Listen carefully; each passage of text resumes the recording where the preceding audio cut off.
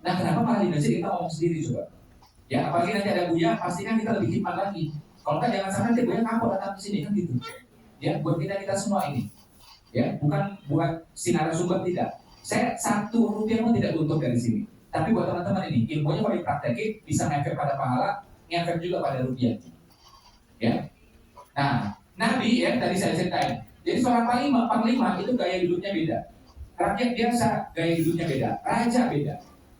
Pertanyaan saya, seorang nabi gaya duduknya beda nggak kira-kira? Pasti beda juga. Nah, waktu itu belum jadi Rasulullah, seorang Muhammad cilik masih muda. Tapi duduknya gaya juga beda. Ada seorang pendeta yang ngerti, pendeta yang lurus, ya, alur kitab yang lurus. Dia menek tanda-tandanya. Terus ada tanda-tanda yang besar. Apa itu? Ada bayangan yang ngikutin Nabi, ada awan yang ngikutin Nabi, sehingga Nabi tidak terlalu panas. Ya, jadi pas beliau duduk seperti itu, Rasulullah duduk seperti itu, pas jalan ada awan dan bayangan yang ngikutin, sehingga Nabi nggak terlalu kepanasan. Dan itu di ekstrim lagi adalah apa? Nabi duduk menghadap ke sana, matahari dari sana menyinari wajahnya, tapi Nabi tidak terlalu merasakan kepanasan. Nah, ini tanda-tandanya udah ada nih, disamperin, ditanya semuanya di mana, dari mana ke mananya. Ternyata benar ya ciri-cirinya. Dicari tahu sama siapa ini? Oh, aku datang sama beliau, maksudnya pamannya. Disamperin pamannya. Kamu siapanya dia? Paman ini bilang, aku ayahnya. Padahal mungkin kayak itu ayahnya. Nah, mungkin ayah Rasul meninggal kan gitu ya. Tapi memang karena sayang banget sama seorang Muhammad cilik ini, yang dianggap dekat sama dia, sama saya seperti anak, ya dia bilang ini anak saya. Itu nggak mungkin, karena tanda-tanda yang saya baca, yang saya ketahui bahwa orang ini, ya Nabi terakhir ini, ayahnya sudah nggak ada. Akhirnya ngaku dia, ya aku bukan ayahnya, aku pamannya, tapi sudah aku anggap anak nih. Akhirnya terjelaskan di sana bahwa ini adalah Nabi terakhir. Dan pendeta bilang ini sana soal gitu. Ya, ini menjadi bagi sering dikutip ya, bagi kita terdengar berkali-kali. Jangan teruskan ke sana, jangan teruskan dagang ke sana, bawa pulang. Kalau orang sana tahu, dia akan dibunuh nanti. Pulang. Jadi ketahuan tanda-tanda kenabian teman-teman bukan ketika jalan-jalan wisata, no, ketika dalam perjalanan dagang. Dan ayah Nabi meninggal dalam apa? Apakah lagi wisata gitu? Lagi perjalanan dagang. Inspirasi besar buat kita semuanya. Islam identiknya dari ujung-ujung dagang semua. Masya Allah. Bahkan ya ada dalam Islam awal-awal itu ada namanya zakat profesi ada? Awal-awal tidak ada. Di zaman Rasulullah, zaman sahabat, tabi'in tidak ada yang namanya zakat profesi. Cek Al-Quran, cek hadis. Yang ada itu zakat apa? Perniagaan. Ya, 2,5% atau 1/40. Zakat apa lagi? Sawah ada kebun, 10% atau 5%, tergantung diairi air atau tidak. Kalau diairi air alami lebih besar. Kalau manusia yang mengolah, zakatnya lebih kecil. Ya. Zakat kedua apa tadi? Sawah ada kebun. Ya. Tanah. Yang ketiga, kalau kita ketemu harta besar-besaran disebut harta karun atau pertambangan zaman sekarang. Nah, ini bisa besar 20%. Yang pertama tadi apa? Perniagaan. Kedua apa? Sawah ada kebun. Yang ketiga apa? Pertambangan. Kerja profesi dari mana? Tidak ada. Jadi Allah berasumsi sebenarnya kamu jadi pedagang semuanya. Kalau enggak tuan tanah, kalau enggak punya tambang, ini aja. Nah, tapi kemudian umat kita ini rata-rata banyak jadinya pekerja. Akhirnya ulama istihad, muncullah namanya zakat profesi. Tapi saya mau tekankan pada teman-teman semua, sampai hari ini tidak semua ulama sepakat tentang zakat profesi. Tidak semua ulama. Ya, tapi kalau zakat perniagaan semua sepakat. Pertambangan semuanya sepakat. Sama ada kebun semuanya sepakat. Karena memang itu yang asli, itu yang asal. Jadi Allah berasumsi ente dagang, perniagaan, itu yang sebenarnya zakat. Satu. Yang kedua apa? Wakaf. Di zaman Rasulullah ada nggak namanya wakaf tunai? Wakaf itu apa? Di zaman Rasulullah yang ada. Di zaman sahabat apa yang ada? Wakaf yang ada dengan kalimat wakaf teman-teman. Wakaf di zaman Rasulullah hampir semuanya adalah apa? Properti. Karena itu tadi kita jadikan walaupun joke ya, tapi insya Allah jadi doa juga. Kayak hati, kayak properti.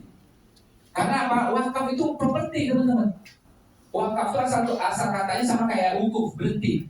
Sesuatu yang berhenti nilainya naik terus. Apa itu? Ya tanah, properti. Kisahnya 3, properti semua. Mungkin teman-teman pernah dengar sebelumnya. Apa itu? Ketika Umar menemukan kebun yang bagus sekali, betul ya? Ya Rasulullah kebun yang baik, wakaf kata Nabi. Satu. Yang kedua apa? Utsman yang membeli mata air. Ya, kemudian dipakai tuh selang-seling kan gitu ya. Akhirnya milik umat Islam semuanya. Itu sumur teman-teman, mata air itu properti. Yang ketiga ini sebenarnya paling pertama tapi nggak populer. Apa itu? Muhairib. Beliau adalah Muslim tapi percaya sama Rasulullah. Diwakafkan 7 bidang tanah. 3 peristiwa ini teman, semuanya properti dan kejadian mengikuti seterusnya. Tidak ada wakaf tunai. Coba bayangkan teman-teman, wakaf properti. Kita aja punya properti masih KPR 10 tahun, kan itu ya. Tapi Allah berasumsi ente kaya raya harusnya bisa melepaskan satu properti, satu dipakai, satu dilepas. Wakaf properti.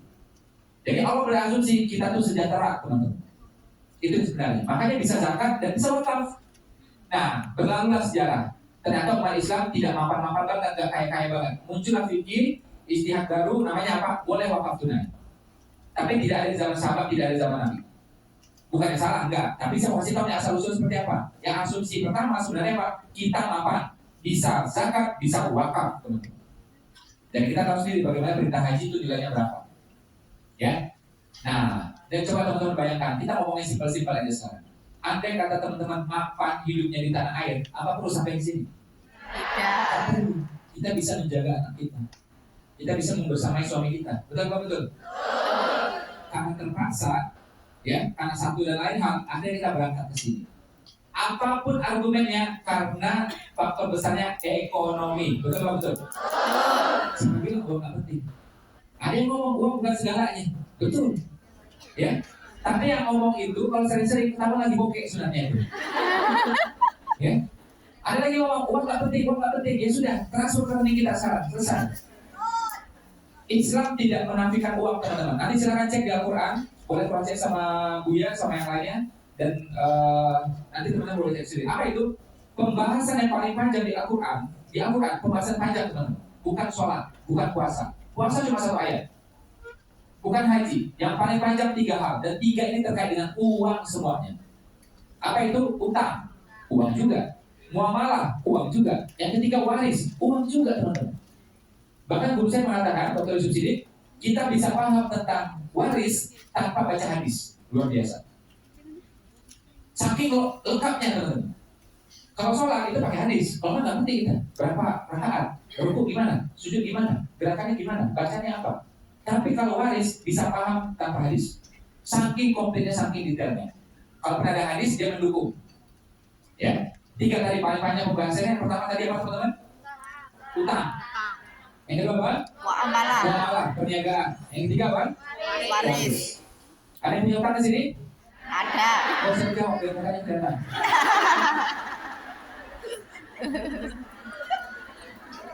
Ini ada amalan khusus agar bisa lunas utang. Ini kata penting boleh dicatat, di handphonenya boleh dicatat, atau kertas juga boleh, di bukunya juga boleh. Amalan khusus agar lunas utang. Ini dia ringkas saja, terdiri dari 5 huruf, yaitu apa? Bayar.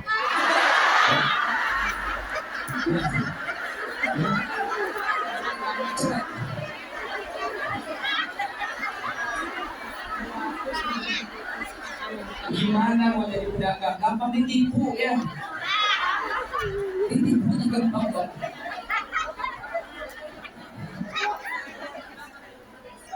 Jadi biar lunas siapa ya teman-teman? Bayar. Nah, cara bayarnya ada 2. Yang ikuti kalau cara nggak apa-apa, tidak visualnya. Cara bayarnya ada 2. Pertama, datangi langsung orangnya. Kedua, transfer. Udah nggak ada cara lain. Ya. Benar kan nih? Sekarang ini orang hobinya ngutang. Macam-macam, makin mudah gara-gara ada pinjol dan pembayaran online. GoPay, Dana, apalagi OVO, apalagi macam-macam. Bahkan yang paling baru, sebenarnya bukan baru, tapi udah populer nih. Apa ini namanya? Pudi. Belakangnya pakai huruf Y. Pudi, P-U-D-I. Apa itu? Pudi, pakai uangmu dulu ya. Itu udah gaib, udah pembayarannya gaib. Masih kan, tawaran kalian sudah. Itu paling populer sudah di mana-mana. Saran saya teman-teman, gak usah pakai pinjol atau pinjaman apapun, gak usah. Ya, kalaupun terpaksa cari pinjol, cari yang ciri-cirinya seperti matahari, seperti sang surya, hanya memberi. Jadi kalau ada yang kayak gituan, boleh. Kalau enggak, udah nggak usah. Ya, beneran ini. Kalau kita berutang artinya teman-teman apa? Kalau kita berutang artinya memang hidup kita itu sudah melebihi kapasitas. Yang Allah kasih rezeki pasti cukup. Uang yang di tangan kita pasti cukup. Kalau nggak cukup juga nih berterusan, berarti memang kita salah kelola. Ya, dikasih rezeki rupiah sekitar 6 juta rupiah misalnya, tapi gaya hidup kita perintilannya bisa 8 juta. Ini akan jebol terus. 500.000 aja selisih teman-teman sebulan. Kalau setahun itu bisa jadi 6 juta bahkan lebih. Ya, jadi benar tuh saya setuju dengan pendapat Buya, ya, yang mengatakan apa? Hemat, muslim itu hemat. Ya, mau sekaya apapun hemat aja. Miskin hemat, kaya hemat. Saya ingat banget ya waktu beliau baru menikahkan anaknya, ya, itu pesan pernikahan beliau waktu itu, ya, buat mereka berdua, dan disampaikan pesannya kepada menantunya. Dia bilang apa coba? Ini nggak main-main karena diucapkan pada menantu teman-teman. Dia bilang apa? Jangan ajari anak saya kemewahan. Coba tadi. Kami sudah terbiasa dengan hidup sederhana, ya, berapapun yang ada. Jangan ajari anak kami kemewahan. Saya ingat banget itu. Dan itu pasti penting karena apa disampaikan pada menantu yang baru nikah, ya kan? Bukan sekedar acara-acara di mana, ya. Nah ini pesannya buat kita semua teman-teman. Kita ini anak-anaknya Buya, kita ini murid-muridnya Buya. Ya, jadi berapa uang kita, entah 8 juta sebulan, 20 juta sebulan, atau tabungan kita di atas 1 juta, hemat, gak ada ruginya. Ya, nah boleh berlebihan itu tanda petik ya, berlebihan dalam Islam apa? Untuk sedekah boleh, nuntut ilmu boleh, berbakti sama orang tua boleh. Nah ini pada berbalas semuanya. Kita transfer ke orang tua 1 juta, 2 juta, berbalas nggak kira-kira? Balasan dari Allah sama atau lebih? Lebih. Ya, kita datang ke sini untuk ilmu, pasti ada biaya, naik taksi. Acara mungkin gratis, tapi di sini ada taksinya, ada makannya. Kalau kita makan di tempat sendiri, mungkin nggak keluar biaya, kan gitu ya? Karena ke sini mungkin biayanya muncul. Niatkan untuk belajar, niatkan untuk ilmu, berbalas semua. Amin. Tadi malam saya acara sama mitra-mitra itu total 3.100 atau 3.400, saya lupa ditanya. Saya bilang sama mereka, mereka datang dari berbagai kota, lebih dari setengah itu dari luar kota semua. Ya, yang terbang aja ratusan. Saya bilang sama mereka, karena saya nggak bisa ganti uangnya sebanyak itu. Saya bilang apa? Luruskan niatnya. Untuk apa? Nuntut ilmu. Agar apa? Berbalas. Karena itu Ustaz Luqman pernah bilang, ya dari Munzalat, dia bilang apa? Mustahil Muslim itu miskin. Istilahnya mustahil miskin. Itu ucapannya masa kayak gitu masih sombong itu. Enggak, justru dia yakin banget sama Allah. Coba logikanya. Muslim keluarkan uang terus sedekah, berbalas nggak kira-kira? Kok bisa miskin? Dia ada rezeki sedikit, dia kirim 500.000 buat ayahnya, buat ibunya, berbalas nggak kira-kira? Kok bisa miskin? Ada kesempatan waktu, ada uang sedikit, dia datang untuk ilmu, berbalas nggak kira-kira? Kok bisa miskin? Dan balasnya pasti lebih semuanya. Ya, ini kata guru saya ya, tapi ini harus dipahami sampai tuntas. Dia bilang apa? Dia bilang apa? Balasan dari Allah itu sebenarnya nggak adil. Ya, kalau adil itu gini dia bilang, kita lepas 3 ganti 3 itu adil. Benar? Kita lepas 10 ganti 10 itu adil. Ini kita lepas 10 ganti bisa 100, bisa 1000, bisa lebih dan bisa nggak terhingga. Jadi sifat Rahman-Rahim Allah itu dikedepankan ketimbang sikap adilnya, teman-teman. Contoh ya surah Ibrahim. Kalau ada nikmat disyukuri, kalau bersyukur nikmat akan bertambah. Tapi kalau kufur langsung diazab. Kalimatnya memang ini. Kalau kufur, azab itu teramat pedih. Tapi tidak langsung diazab teman-teman, itu peringatan. Tapi kalau bersyukur langsung ditambah. Kalau kufur, nah hati-hati loh. Tidak langsung. Kalau mau adil, syukur ditambah, kufur diazab. Itu adil tuh. Tapi Allah kedepankan Rahman Rahimnya. Ya. Nah, sehingga kalau memang kufur ditunggu dulu, hati-hati loh. Ini jadi kayak peringatan. Kayak kita bilang sama anak kita, ada itu loh sana, nanti keserempet loh. Enggak langsung diserempet, enggak. Kasih peringatan dulu. Masya Allah. Ya. Nah, balik ke materi tadi teman-teman. Jadi dengan isyarat-isyarat tadi, dengan perniagaan, wakaf, zakat, itu adalah isyarat bahwa Muslim mestinya mapan finansial. Muslim hendaknya pegang harta. Dan hadis sahih mengatakan adalah apa? Sebaik-baiknya harta dipegang oleh orang yang soleh. Kalau orang soleh bikin musola, bikin rumah tahfiz, bikin pengajian, kan itu ya. Paling banter bikin apa? Tempat olahraga buat masyarakat sekitar. Gak mungkin jadi kezaliman. Tapi kalau di tangan orang yang kufur, bisa impor senjata, bisa impor barang-barang gelap, ilegal, ya kan? Bisa bikin prostitusi, mohon maaf, bisa bikin judi dan seterusnya.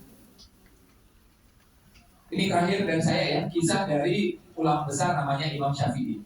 Kita di sini orang Indonesia, orang negara Indonesia, Malaysia ke Singapura, Brunei, itu rata-rata Imam Syafi'i. Kalau Hongkong, Hanafi ya, itu kan ikomahnya agak beda gitu ya, nggak masalah, it's okay semua.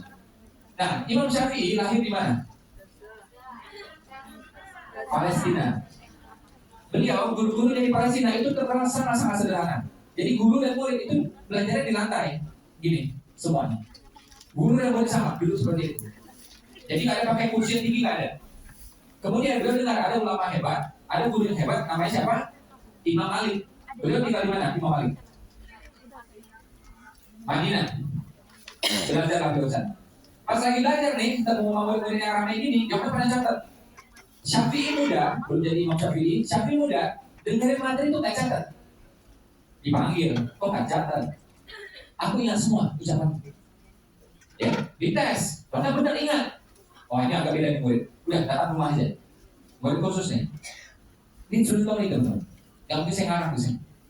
Jadi istimewanya Imam Syafi'i ini, Syafi'i muda ini, Syafi'i cilik ini, ya tarik ke rumah. Dan coba teman-teman bayangkan ya. Jadi Imam Syafi'i, backgroundnya dari Palestina, terbiasa dengan kesederhanaan semuanya. Ya, guru-guru juga maaf tidak secara finansial tidak menonjol memang. Sampai di Madinah, ketemu Imam Malik, dia ajak ke rumah, dia kaget. Pas nyampe di rumahnya itu, dia injakkan kakinya, ya itu karpetnya itu tebal banget sampai ke mata kakinya, empuk banget, mewah banget. Imam Malik, ya, dan Imam Malik belajarnya pakai kursi kayak gini, yang lain duduk semua. Dan terkenal ya, banyak banget tulisannya, ya banyak banget ya yang membahas ini. Apa itu? Jubahnya Imam Malik itu bagus-bagus dan banyak. Kerompahnya juga banyak. Ketika beliau meninggal itu di total ya, kata beliau itu dari pakaian itu sekitar 0,5 miliar. Sekian dinar, kalau dirupiahkan 0,5 miliar. Itu saya baca dulu. Nah, pas Imam Syafi'i datang sana, dia kan kaget dari itu. Kaget. Di kepalanya langsung mikir, ulama kok gini gitu. Ya, beda banget yang di Palestina gitu kan ya. Tapi namanya murid diam, nggak berani ngomong, nggak berani nanya. Belajar lah sekian lama. Setelah belajar sekian lama, ini saya mau bahas tentang harta, ya. Setelah belajar sekian lama, akhirnya gurunya yaitu Imam Malik bilang kepada Syafi'i muda, kamu udah belajar cukup di sini, silakan cari guru yang bagus, yang hebat, yang setara, yang lebih. Emang ada. Siapa itu? Imam Hanafi. Baik. Tapi Imam Hanafi udah meninggal. Ya. Punya dua murid yang utama. Kamu belajar dari salah satu muridnya yaitu apa? Muhammad Asy-Syabani. Di mana? Di Kufah di Irak. Siap. Kapan berangkatnya guru? Besok berangkat. Nah besok paginya ya, jadi seorang Syafi'i muda, tangannya digandeng ini sama Imam Malik ya, dicarikan kendaraan onta yang bagus ya untuk berangkat ke sana. Dan Syafi'i muda dikasih samu, kalau dirupiahkan yang sekian dinar, kalau dirupiahkan itu sekitar 40 juta rupiah. Kaget gitu. Murid disamuin kayak gitu coba, sama guru. Dia langsung mikir, selama aku di Palestina nggak pernah ada kayak gitu kan? Ini agak beda ini. Nah ini mulai bertanya-tanya di kepalanya nih. Terus berangkatlah dia dengan kafilah itu dari mana tadi kotanya? Madinah. Menuju apa? Kufah, Irak. Sampai di Kufah, sampai di rumahnya Muhammad Asy-Syabani. Lebih kaget lagi ya, begitu masuk Muhammad Asy-Syabani lagi ngapain? Lagi motek-motek emas, cetek, simpan. Makin kaget lagi, cuma Pak nggak berani ngomong. Ini guru, aku murid. Diam aja udah. Hati mau bertanya, nggak berani nanya. Nah sekian lama, Muhammad Asy-Syabani tahu, ini murid pasti ada ganjelan di hatinya, kerasa lah gitu. Ya, ada nggak mau ditanya? Akhirnya tanya nih, Syafi'i muda. Dia tanya apa? Ulama kok kaya?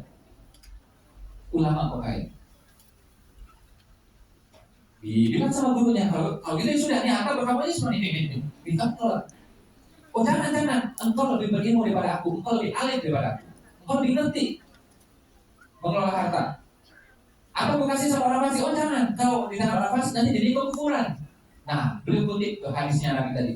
Apa itu? Sebaik-baiknya harta berada di tangan orang yang soleh. Akan diberikan untuk apa? Digunakan untuk amal soleh yang macam-macam.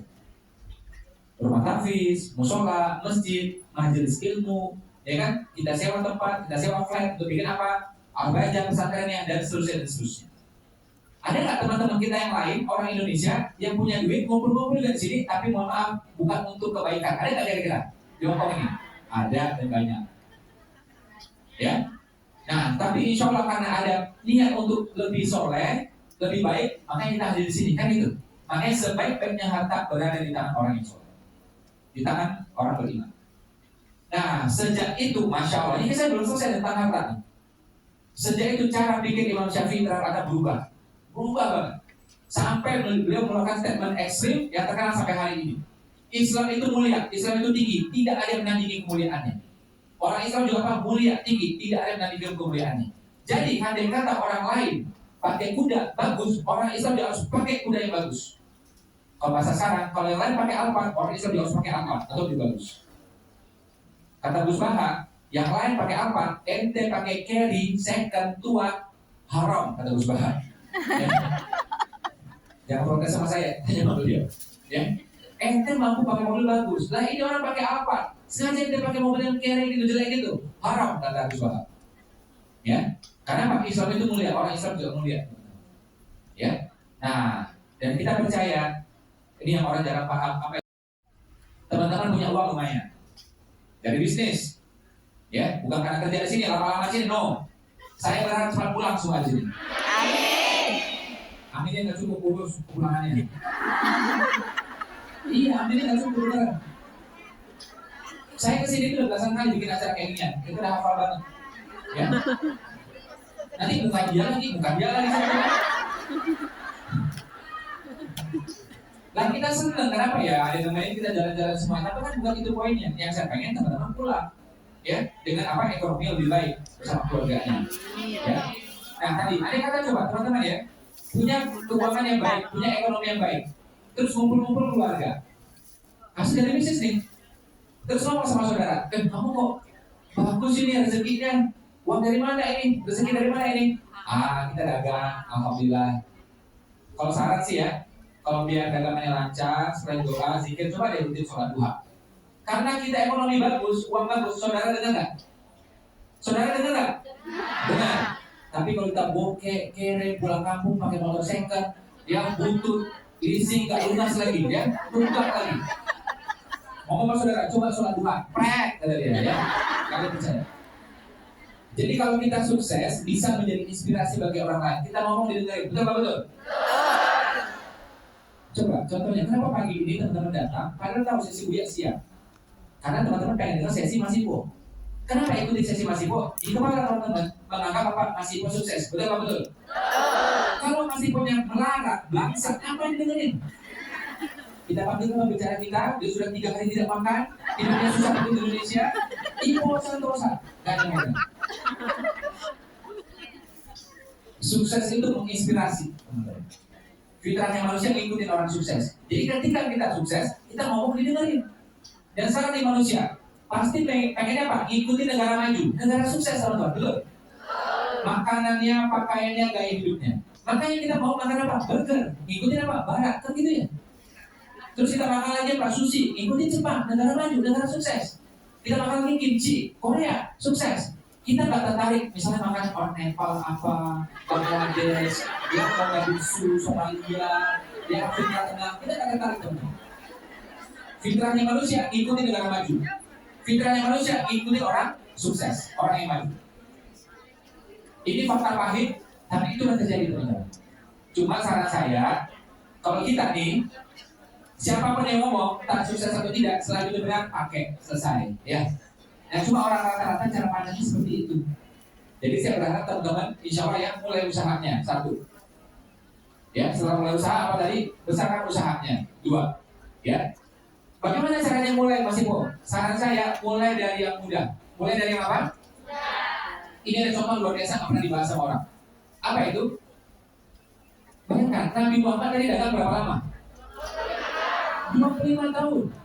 Tapi yang sepanjang saya dengar, sepanjang saya baca, saya belum pernah menemukan Nabi Muhammad memproduksi sesuatu, membuat sesuatu. No. Seorang pengusaha sebesar beliau, kira-kira memproduksi bisa nggak kira-kira? Bisa. Tapi kok nggak dilakukan? Agar apa? Nah, beliau ini Nabi akhir zaman. Segala tindakan beliau harus bisa diduplikasi, bisa ditiru. Kalau Nabi misalnya melakukan produksi, belum tentu kita bisa melakukan produksi. Jadi apa yang dilakukan oleh seorang Nabi, ya, Nabi Muhammad, Nabi kita, satu teknik bisnis yang kita bisa semua lakukan. Apa itu? Beliau ambil barang dari sini, pindahkan ke kota ini. Ambil dari sini, pindahkan ke kota ini. Tidak bikin. Dengan cara ini semua orang bisa lakukan? Bisa. Jadi Nabi Muhammad itu seluruh tekniknya bisa ditiru, teman-teman. Beda dengan Nabi yang lain. Contoh ya, Nabi yang lain agar orang yakin diturunkan makanan dari langit. Ini nggak bisa ditiru, teman-teman. Ya, ada kiai yang turunkan makanan dari langit, nggak bisa. GoFood aja kadang-kadang nyampe. Ya, ini makanan dari langit coba. Enggak. Oke? Nabi Musa membelah lautan, ini nggak bisa ditiru, teman-teman. Nah, Nabi Muhammad menunjukkan cara yang bisa ditiru. Ya, jadi dakwahnya pakai apa? Kata-kata yang baik, dengan akhlak yang baik, semua orang bisa niru. Ustaz bisa niru, orang awam bisa niru. Ya, Nabi Sulaiman kaya, gimana kayanya? Jadi raja, ini nggak bisa ditiru. Kalau teman-teman berjuang jadi raja, jadi ratu, ya, itu namanya makar. Karena apa? Negara kita republik soalnya. Ya, kita angkat ente. Ya. Nah, jadi cara kayanya nggak bisa ditiru. Nabi Muhammad cara kayanya gimana? Bisnis, bisa tiru tidak? Bisa. Cara dakwahnya, cara menangkrangnya, cara kayanya bisa ditiru. Itu bedanya Nabi kita. Ya. Nah, mulai dari yang mudah, pindahkan dari titik A ke titik B, boleh. Kalau produksi mana? Silakan. Tapi maksud saya biar mudah, mulai dari memindahkan barang. Dari Indonesia jual ke sini, dari sini jual ke sana. Atau misalnya ambil dari mana? Ambil dari Guangzhou jual ke sini. Atau mungkin dari Hong Kong juga, titik A pindahkan ke titik B, titik B pindahkan ke titik C. Simple. Ya, ini kata guru saya bisa dimaki. Jadi ceritanya Nabi itu ya bawa barang kayak kira-kira nih analoginya gini. Barang dari Jakarta dibawa ke Cimahi, dijual di Cimahi. Sampai di Cimahi ini, ya terus ke Bandung. Barang dari Jakarta dari Cimahi dijual di Bandung. Ya, jalan dari Bandung ini terus ke Tasik. Barang dari Jakarta, Cimahi, Bandung dijual ke Tasik. Terus balik lagi. Barang dari Tasik dijual di Bandung. Terus ke Cimahi. Barang dari Tasik dari Bandung dijual di Cimahi. Sampai di Jakarta, barang dari Tasik, Bandung, Cimahi dijual di Jakarta. Tapi mainnya antar negara beliau. Yaman, Bahrain, Syam gitu ya. Nah, tapi ini adalah cara yang mudah ditiru, teman-teman. Nggak perlu pintar-pintar banget. Kalau pintar, alhamdulillah. Kalau nggak pun nggak masalah, tetap bisa mulai bisnisnya. Saya karena ngomong panjang lebar, orang anggap saya pintar. Padahal enggak. IPK saya itu 2, sekian. Waktu sekolah, itu berkali-kali dapat merah. Tinggal kelas saja saya enggak, alhamdulillah. Tapi dapat 4, itu pernah. Dapat 5, itu pernah. Ranking 30 pernah. Ranking 20 sering. Benar. Ketika kuliah, itu mata kuliah saya yang merah, itu tidak ada 4 atau 6, saya lupa. Banyak benar. Maksudnya merah itu ya dapatnya D gitu loh, ulang. Ya, ulang. Nah, cuma waktu itu saya kuliah di Malaysia tuh enaknya gini. Dapat D kan? Saya bilang, ini saya accounting dapat D.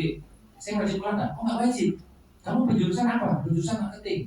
Oh berarti kamu harus ahli di bidang marketing. Accounting kamu nggak jago nggak apa-apa. D nggak harus pulang. Itu ya udah saya nggak pulang. Nah kalau Indonesia rata-rata kan harus pulang. Ya silakan juga ya. Cuma menurut saya ini juga tips untuk sukses teman-teman. Kalau rasa-rasa kita nggak jago di sana, jangan diulang. Coba kita accounting dapat D, kita pulang. Dosen yang muak lihat kita pun bosan lihat dia.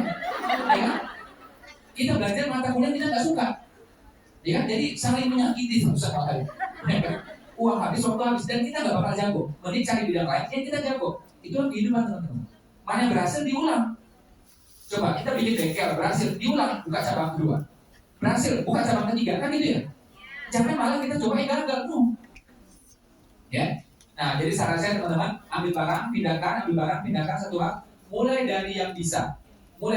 Dan jangan pernah pakai utang untuk mulai usaha sekecil apapun.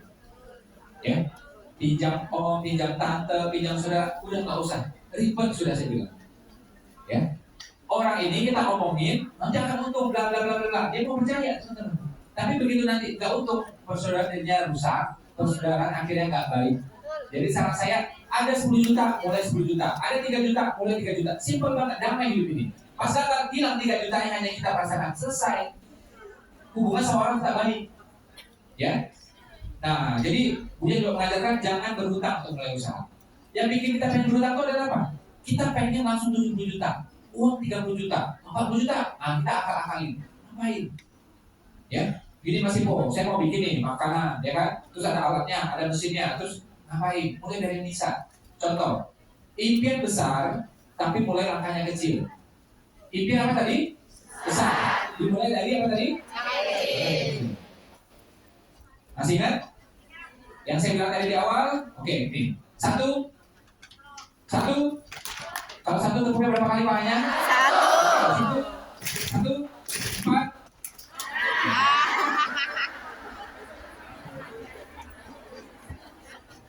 Ya. Nah, teman-teman mulai dari bisa. Mulai dari apa tadi? Dari bisa. Ya, 2 juta boleh, 3 juta mulai dari yang bisa, teman-teman. Jangan mulai dari yang nggak bisa. Ya. Nah, kadang-kadang kita seringnya itu berpikir ribet. Akhirnya apa? Ngutang atau berpartner. Saya pun juga tidak terlalu menyarankan teman-teman untuk berpartner. Andai kata mau berpartner juga, oh ini teman Pak, ini saling melengkapi, oke. Maksimum berpartner cuma 2 atau 3 orang saja. Nggak usah ramai-ramai. Kalau 6 orang nanti namanya apa? Main volley namanya itu. Ya. Banyak kepala makin bagus, no, nggak bagus jadinya. Ya.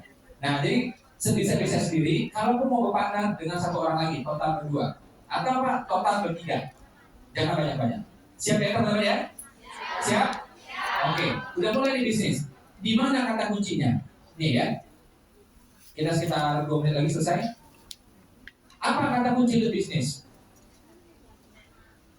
Bisnis itu teman-teman, yang paling utama, yang paling pertama adalah apa?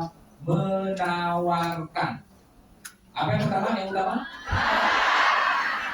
Bukan sibuk-sibuk, bukan produksi, bukan kartu nama, bukan kantor, bukan mesin-mesin, bukan alat-alat.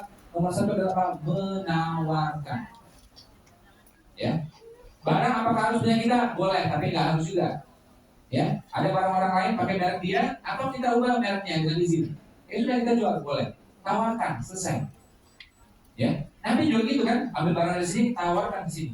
Simple banget, langsung dapat duitnya. Ya, bisnis dimulai dari penawaran. Dimulai dari mana? Nah, jadi walaupun bisnis kita bukan berarti tawar, tapi tawarkan. Ya, siapa itu teman-teman? Nah, namanya kayak gitu. Siap? Siap? Ada keajaiban di balik penawaran. Ya, ini 1 menit terakhir yang saya bahas. Apa keajaiban itu? Seiring kita rajin menawarkan, apa terjadi? Kita punya teman banyak. Betul apa betul? Dan yang kedua, seiring kita menawarkan, akhirnya apa? Insya Allah sehat. Fitrahnya manusia ketemu manusia, bukan mesin, bukan alat, bukan kertas, bukan tanah, bukan tumbuhan. Fitrahnya manusia ketemu dengan manusia yang lain. Islam agama offline, sholat itu offline. Gak bisa zoom di rumah, imam di sini, gak bisa. Haji itu offline, gak bisa jarak jauh. Islam itu rata-rata kegiatan offline. Ya. Nah, jadi kalau akad nikahnya bisa, tapi kalau nikahnya harus offline. Gak bisa hubungan intim pakai online, gak bisa. Ya. Nah, jadi teman-teman, ya, bisnis juga seperti itu.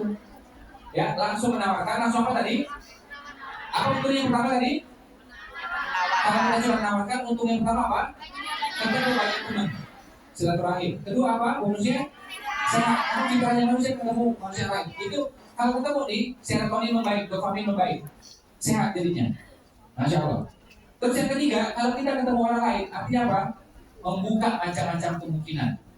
Mungkin ya, dia nanti berjodoh dengan adiknya kita, bisa jadi.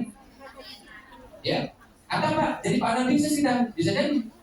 Apa jadi tetangga? Atau masih telusuri, kita masih satu keluarga besar. Oh sama-sama di Jawa Timur, sama-sama di. Nah itu. Jadi pas kita ketemu orang itu membuka macam-macam kemungkinan. Pertama tadi silaturahimnya yes, kedua kesehatan, yang ketiga apa? Berbagai macam kemungkinan. Dan bonus yang keempat adalah apa? Begitu kita menawarkan ternyata apa? Itu sunnah. menawarkan itu sunnah, karena Nabi melakukan. Ya, mungkin itu saja dari saya. Kita mau siap-siap sholat zuhur ya. Zuhur sini jam berapa? Jam berapa?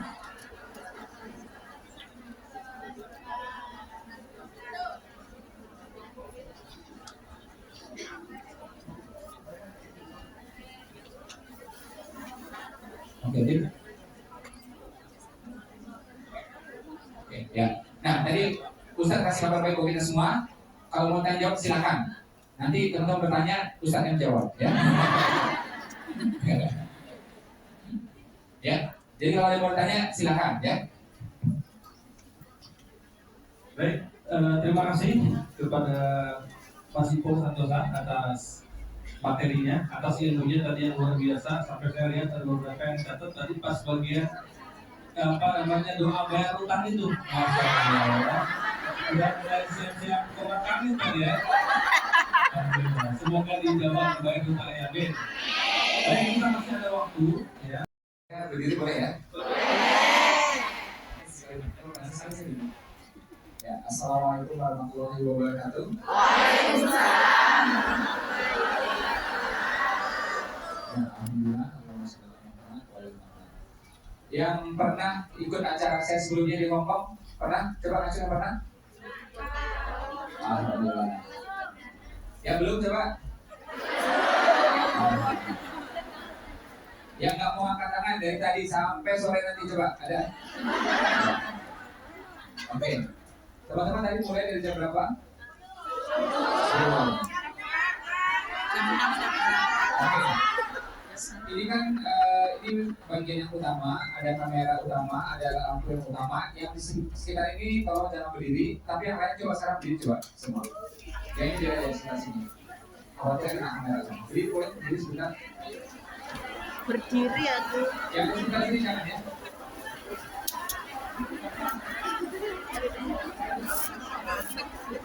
Ya. Ya. Ya.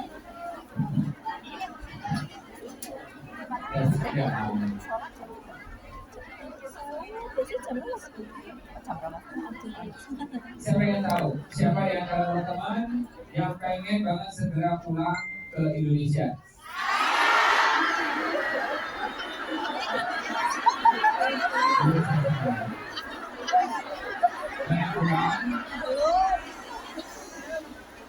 Pengen pulang, tentu dengan kondisi ekonomi yang lebih baik, betul ya? Pengen pulang dengan kondisi ekonomi yang lebih baik, ada yang berikan?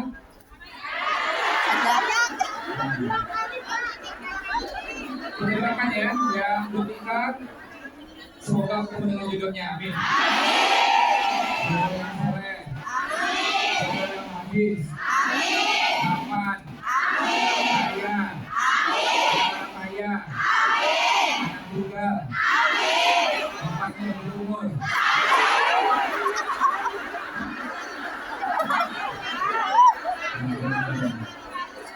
Nah sekarang coba partisipasi sebentar ya. Saya minta tolong pijit orang di sekitarnya. Kita bareng sini deh, bareng sini ya, bareng sini, bareng sini. Ya, silakan pijit orang di depannya. Kita gantian.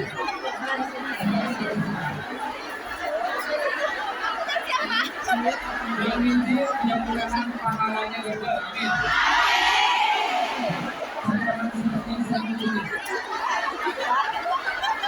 Sambil pijit, sambil doa.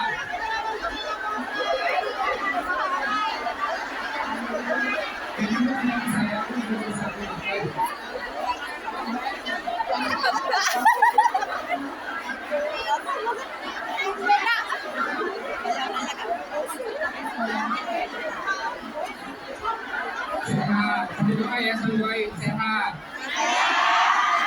Itu dengan kata saya, sehat. Saya hati. Saya mengerti. Bisa ke tanah suci. Bisa keluar dari haji. Bisa naik income-nya berkali-kali. Oke, makanan. Makanan dan siap dikit. Lebih keras, lebih keras. Sehat ya, Pak. Lebih keras. keras sedekah. Kemudian sehat, kaya hati, kaya pemuti, bisa mengeluarkan haji, mengamalkan suci, imannya naik berkali-kali. Oke, sekarang salaman. Udah, makasih ya.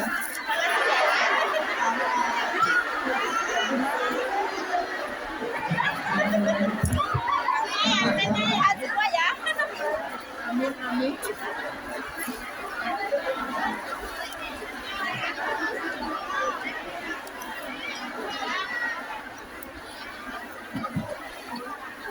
Ya, coba soal dalam hati sebenarnya.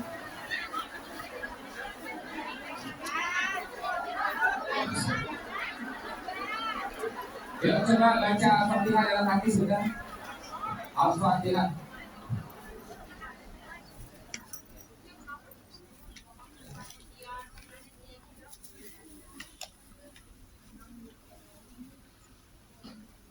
Ya, teman-teman ya, ini semata-mata untuk apa ya, mencairkan aja suasana. Kalau saya bilang satu, tolong tepuk pahanya satu kali. Boleh ya? Satu. Kalau dua, tepuk ya 2 kali. 2. Kalau 3, 3 kali. Oke, kalau 4, nah jangan tepuk sama sekali. Boleh ya? Boleh? Nah, biasanya lupa tuh kalau banyak micin biasanya. Jadi gampang lupa. Ya, boleh kita tes? Oke. 1, 4.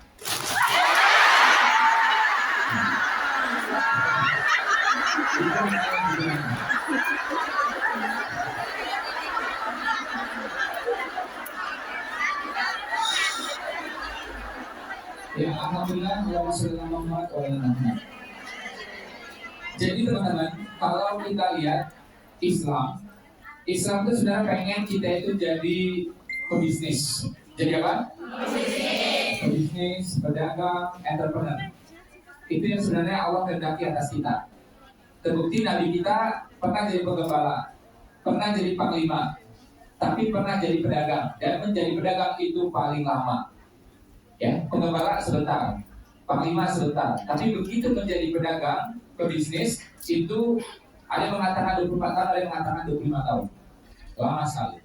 Bahkan lebih lama daripada beliau jadi nabi. Berapa tahun tadi dari pebisnisnya? 25 tahun. Dagang sampai ke Bahrain, Syam, ya, dan sekitar-sekitarnya. Ya, kata Profesor Dr. Syafi Antonio, sekali perjalanan itu 6 minggu perjalanan. Gak main-main, gak kaleng-kaleng. Ya, apakah ia sama Rasulullah saja? Bukan sama Rasulullah saja. Jadi sosok entrepreneur ini, sosok pebisnis ini terlihat juga pada siapa? Rasulullah, ayahnya, paman-pamannya, istrinya. Nah, jadi teman-teman di sini, alhamdulillah ya, kita punya sosok, kita punya teladan. Siapa itu? Khadijah. Kurang mulia apa beliau? Beliau adalah wanita yang paling mulia. Ternyata beliau juga pebisnis. Betul nggak betul? Rasulullah pebisnis, istrinya juga iya, ayahnya iya, paman-pamannya juga iya. Bahkan ada 4 khalifah, kemudian 3 adalah pebisnis. Betul nggak betul? Abu Bakar, siapa lagi? Umar, siapa lagi? Utsman. 3-3-nya pebisnis. Ya. Bahkan ada 10 orang yang dijamin masuk surga, 7-nya pebisnis, masya Allah. Nah, itu disampaikan ya di buku ini ya, bersama Buya. Alhamdulillah itu bukunya bagus banget. Saya materi-materi dari bukunya itu banyak yang saya baca berulang, serius. Saya nggak niat jualan di sini, teman-teman. Ini buku royalti buat pembangunan pesantren Abahja. Buya nggak dapat duit 1 sen pun, saya pun juga sama nggak dapat duit 1 sen pun. Jadi kalau teman-teman misalnya berkesempatan untuk memiliki, itu insya Allah pahalanya double. Untuk ilmu dan juga bersedekah pembangunan pesantren. Itu aja, ya. Tapi sekiranya belum bisa beli, nggak apa-apa juga. Ya, yang penting nanti dibaca, mungkin pinjam teman atau gimana. Kita lihat tadi ya. Nabi bisnis. Nabi ngapain? Nabi bisnis. Istrinya apa? Bisnis. Ayahnya apa? Bisnis. Paman-pamannya? Bisnis. 4 khalifah, 3-nya adalah bisnis. 10 orang dijamin masuk surga, 7-nya bisnis. Bahkan khusus Indonesia, negeri kita, masya Allah, itu penyebaran agama Islam masuk Indonesia melalui jalur apa? Bisnis. Bukan perang, bukan pedang, ya. Bukan juga misalnya orang yang nggak jelas dari mana, no. tapi para pebisnis. Ada yang tahu nggak? Ya, Islam masuk melalui titik mana pertama kali di Indonesia? Kalau tahu saya kasih uang rupiah ya. Kalau cuma rupiah. 200.000 saya kasih. Nanti di Indonesia bisa dipakai ya. Sumatera. Dari mana? Dari mana? Nah, dari mana? Baros. Daerah mana itu? Oke, nih 200.000. Kamu apalagi di masjid ya? Silakan. Atau tolong dioper ke teman di belakang itu, maaf ya. Tolong.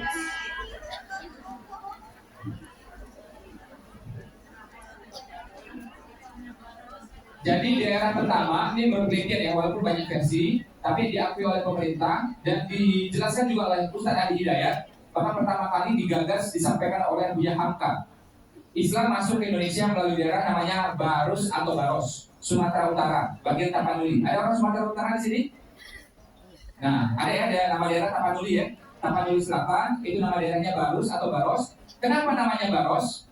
Kenapa namanya Barus? Ternyata di sana waktu itu di zaman Utsman ini, waktu itu terkenal dengan kapur barus. Kapur barus ini diincar di seluruh dunia, ya karena wangi. Dan kapur barus ini tertera di Al-Quran bahwa surga nanti aromanya seperti itu.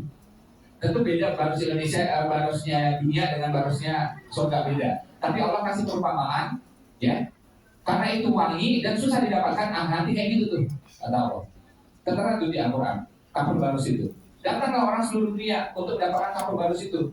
Pertama kali yang ngomong ini di Indonesia Buya Hamka, ya. Tapi orang waktu itu nggak percaya, kurang percaya, sampai akhirnya dipopulerkan oleh Ustaz Adi Hidayat.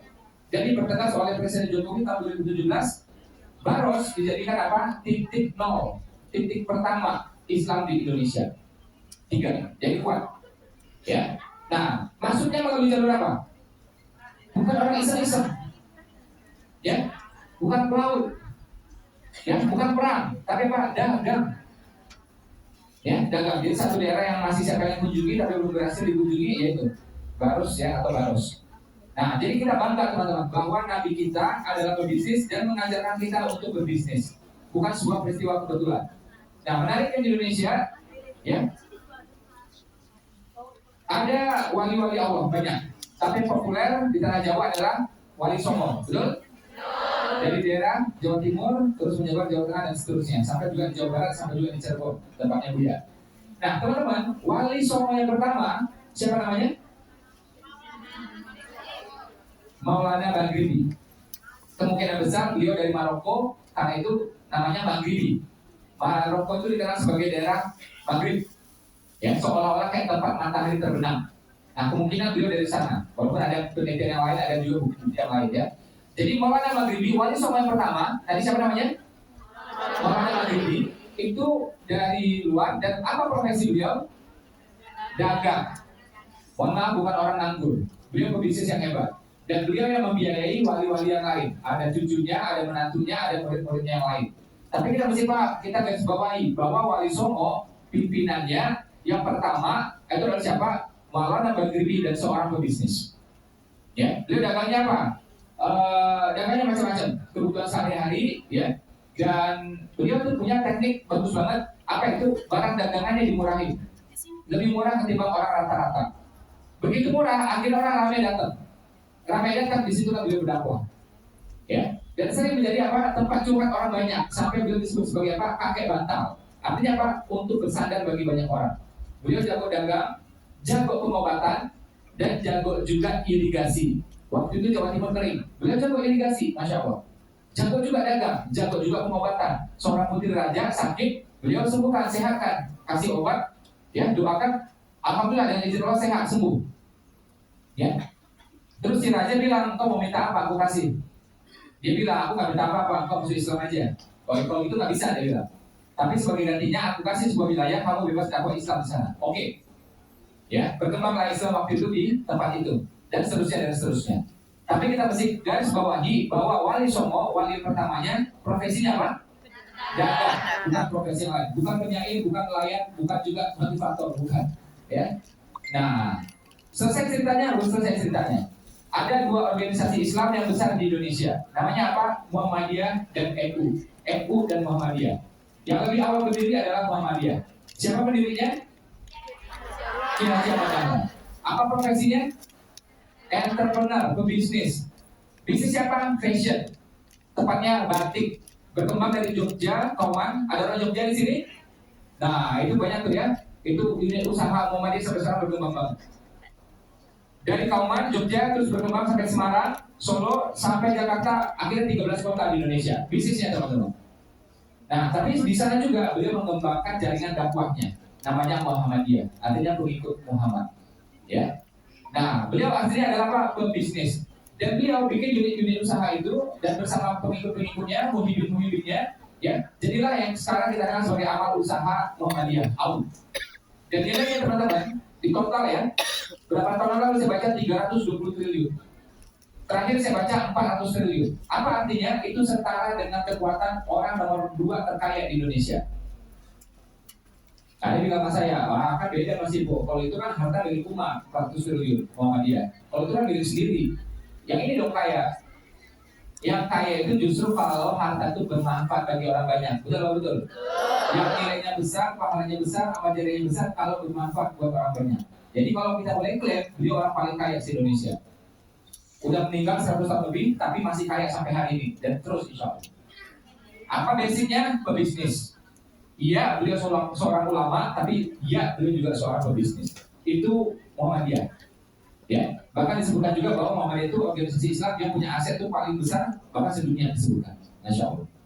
Backgroundnya apa? Bisnis. Dan saya baca terus itu. Awal-awal kepengurusan Muhammadiyah, itu yang memimpin rapat, yang anggota-anggotanya Pak, 70% sampai 80% pebisnis semua. Beda dengan sekarang. Kalau sekarang banyak karyawan. Tapi kalau dulu rata-rata pebisnis. Saya baca mana di majalahnya mereka. Ini satu Pak. Nah, ada lagi yang lain. Siapa itu? Saudara, kita boleh sebut saudara besarnya gitu ya. Saudara atau ya brother gitu ya. Apa itu? NU. Dan itu ulama. Siapa pendirinya?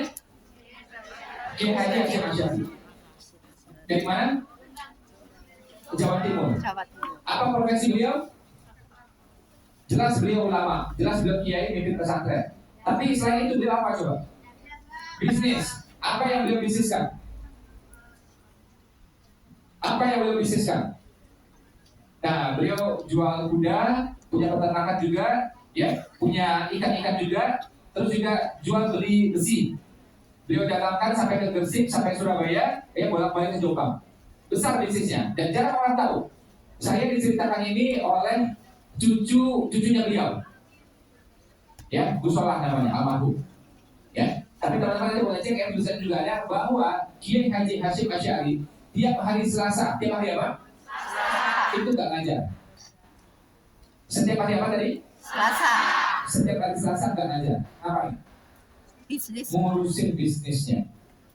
Dan ini menjadi patokan bagi saya, menjadi inspirasi bagi saya, ya. Jadi kalau saya meeting sama tim inti itu tiap hari Selasa, ya, kita ngikutin itu. Ya, kita meeting sering, tapi yang meeting penting itu, yang benar penting itu tiap hari Selasa, ngikutin dia.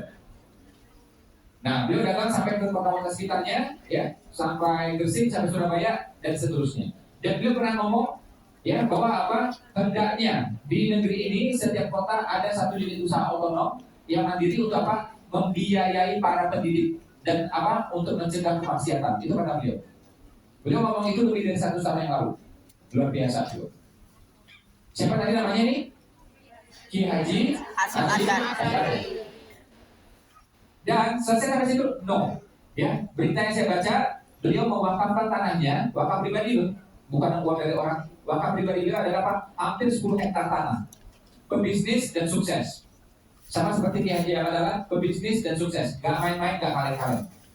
Ya. Nah, beliau ini, nah jarang orang tahu nih. Kita backgroundnya banyak juga Jawa Timur, banyak juga Jawa Tengah dan seterusnya. Pasti keluarga kita dan mungkin juga kita mungkin terafiliasi dengan NU, betul ya? Oke, alhamdulillah. NU teman-teman, 8 tahun sebelum NU berdiri itu ada namanya tuh NT. Nahdlatul Ulama sebelumnya NT. Ya berdiri sebelumnya, 8 tahun sebelumnya. Apa itu? Nahdlatul Tujuh. Jadi sebelum berdiri Nahdlatul Ulama 8 tahun atau 7 tahun sebelumnya sudah berdiri namanya Nahdlatul Tujuh.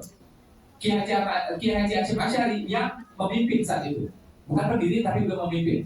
Apa ini? Siapa yang tahu Nahdlatul Tujuh ini apa? Kalau tahu saya kasih 200.000 lagi. Googling dulu. Googling dulu. Tujuh itu pedagang, teman-teman. Bentuk jamak. Kalau bentuk tunggalnya tajir. Nah, orang Indonesia kalau dia kaya disebut tajir. Asal katanya pedagang sebenarnya. Ya. Nah, bentuk jamaknya tujuh. Nah, Nahdlatul Tujuh artinya apa?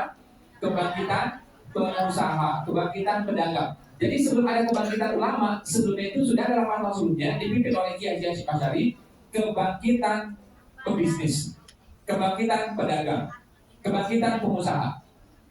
Masya Allah, beliau yang memimpin itu. Nah, sekitar 7 tahun 8 tahun kemudian baru beliau yang mendirikan NU. Tapi kita lihat ya, jika bapaknya beliau adalah cara pikirnya adalah pebisnis, cara pikirnya adalah pengusaha. Kurang jelas apa lagi coba?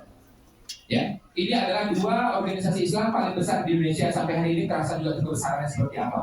Ya, jadi harusnya DNA kita, ruhnya kita harusnya adalah apa? Pebisnis, bukan kerja. Nah, ada yang ngeyel, Mas Ipo, ada yang kata semua kerja, nanti ada yang kata semua bisnis, ada yang kata semua jualan. Siapa yang beli? Kalau saya pikirin, pasti ada yang beli, tenang aja.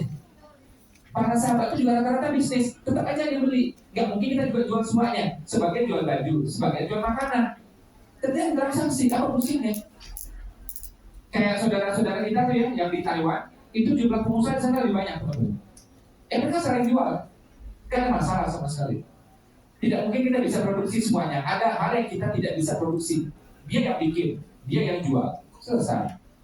Ya. Jadi saya berharap mulai hari ini teman-teman harus punya cita-cita jadi pebisnis. Jadi apa teman-teman? Pebisnis. Syukur-syukur punya mentornya, syukur-syukur punya pembimbing. Karena ingat, Rasulullah punya nggak mentor dalam bisnis? Punya. Siapa? Pamannya. Siapa lagi?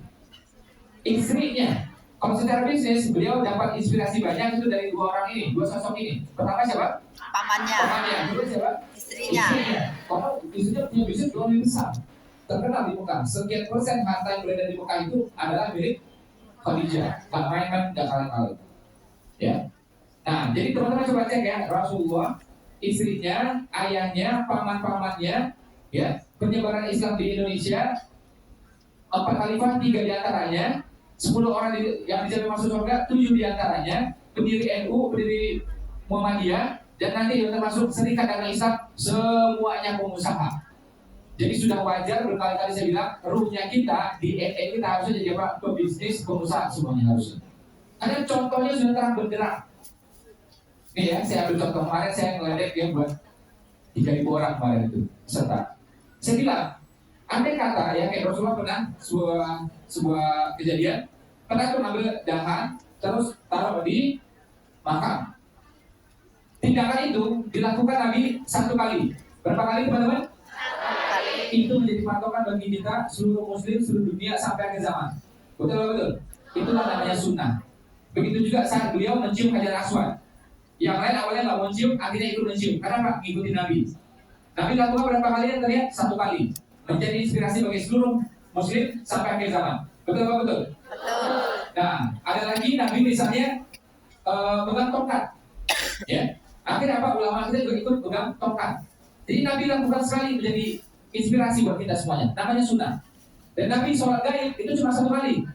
Setahu saya, nanti kalau salah mohon dikoreksi. 1 kali, yaitu apa? Ketika Raja Afrika meninggal. Tapi itu menjadi inspirasi bagi seluruh muslim sampai akhir zaman, teman-teman. Ya, berapa kali dilakukan tadi? 1 kali. Cukup 1 kali, itulah namanya sunnah. Pertanyaan saya, Nabi dagang berapa kali?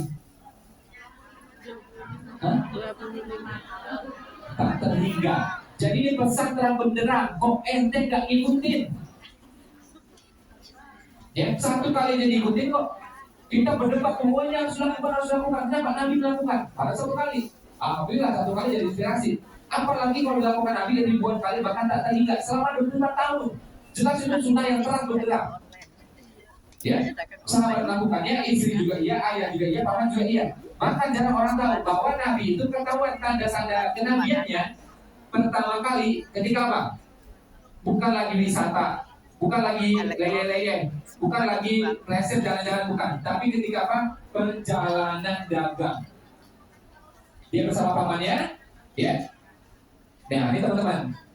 Andai kata nih ya, orang kayak kita nih ya, seorang raja duduk dengan seorang rakyat duduk, gaya duduknya beda gak kira-kira? Beda. Panglima duduk dengan rakyat biasa duduk, beda gak kira-kira? Teman-teman, gimana pun acara, ini majelis ilmu, bukan buat saya, buat teman-teman. Kalau kita bicara sendiri, tercabut keberkahannya. Dan saya tidak rugi apapun, saya tidak tahu ilmu ini, teman-teman yang belum tahu. Dan kalau kita bicara, kita gimana pun itu mengganggu yang lain. Ya, nah, orang yang terganggu itu nggak berani ngomong. Kita orang Indonesia, santun. Tapi sebenarnya, coba saya mau tanya sekarang, siapa yang merasa terganggu kalau teman sebelahnya ngomong, coba ngajut. Nah, ini orang nggak berani ngomong. Tapi kalau kita nih bicara, ini merasa terganggu, cuma mereka diam. Dan ini majelis ilmu teman-teman. Dan ini tempat paling mulia namanya masjid. Ada macam-macam tower di sini, tapi dibanding ini lebih mulia karena ini masjid. Jadi biar fadilahnya naik, fadilahnya bertambah, ilmunya masuk, ya. Mumpung di majelis ilmu, kita tenang, diam. Kalaupun kita tidak tertarik, pikirkan teman kita. Jangan sampai kita gangguin di sana. Boleh ya? Wah, kita sudah tahu aturan di sini, naik kereta aja nggak boleh berisik kok. Itu udah tahu.